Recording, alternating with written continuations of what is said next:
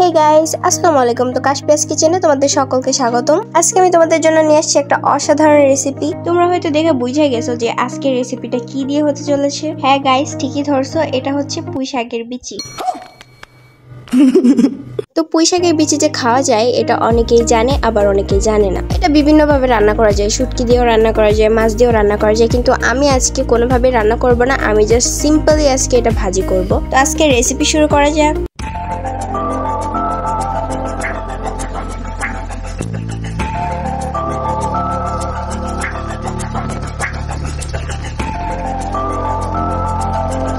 তো গাইস, পুঁই শাকের বীজগুলোর সাথে আমি একটা আলু কেটে খুব ভালোভাবে এগুলোকে ধুয়ে নিয়েছি। তারপর চুলায় একটা পাতিল বসিয়ে আমরা পুঁই শাকের বীজগুলো দিয়ে দিব।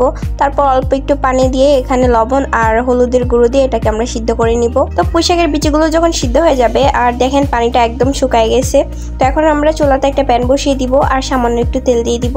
তারপরে পেঁয়াজ কুচি, রসুন কুচি আর 4-5টা মরিচ দিয়ে এগুলোকে খুব ভালোভাবে ভেজে নিব। তো এগুলো ভালোভাবে ভাজা হয়ে যাওয়ার পর আমরা আগে থেকে সিদ্ধ করে রাখা পুঁই শাকের বীজগুলো দিয়ে খুব ভালোভাবে এটাকে ভেজে নিব। তো এটা একদম পারফেক্ট ভাবে ভাজা হয়ে গেছে, এখন এটাকে আমি তুলে নিব। তো রেডি হয়ে গেছে আমাদের পুঁই শাকের বিচি ভাজা, আর এটা কিন্তু গরম ভাত দিয়ে খেতে অসাধারণ লাগে। তোমরা অবশ্যই এটা বাসায় ট্রাই করো। তো গাইস, আজকের ভিডিও এই পর্যন্ত। ভিডিও ভালো লাগে লাইক করে দাও, আর নেক্সট তোমরা যদি কোনো রেসিপি দেখতে চাও তাহলে ওটাও কমেন্ট করতে পারো।